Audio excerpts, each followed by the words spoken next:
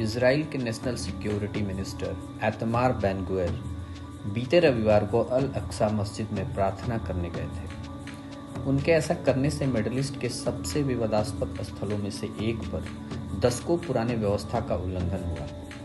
असल में काफ़ी लंबे समय से एक समझौता चला आ रहा है जिसके तहत यहूदी लोग इस स्थल पर जा तो सकते हैं, लेकिन वहां पर उन्हें प्रार्थना करने की इजाज़त नहीं है। जॉर्डन इस साइट का संरक्षक या कस्टोडियन है और उसने इसे एक उकसावे भरा कदम बताया है।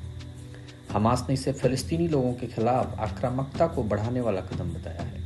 फ़लस्तीनी अथॉरिटी के एक प्रवक्ता ने तो यहाँ तक कह डाला कि यह यात्रा सभी सीमाओं को पार कर गई।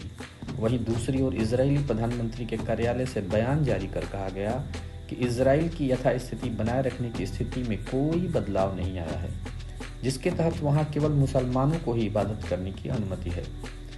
आइए अब समझने की कोशिश करते हैं कि अल अक्सा का यह मुद्दा यहूदियों और मुसलमानों के बीच इतना विवादित क्यों है।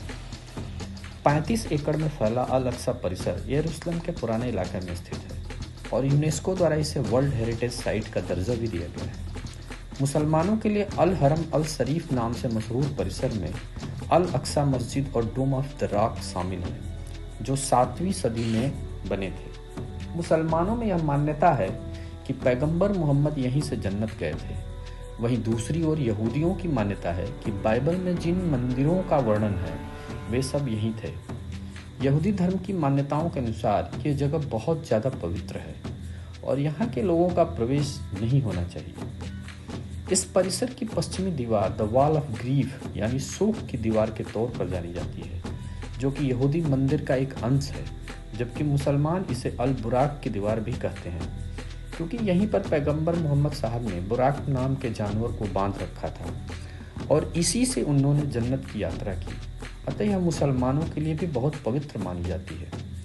अलावा इसके ये जगह ईसाइयों के लिए भी बहुत पवित्र है। बहुत सारी ईसाई परंपराओं के अनुसार जीसस क्राइस्ट को यहीं पर सलीब पर चढ़ाया गया था।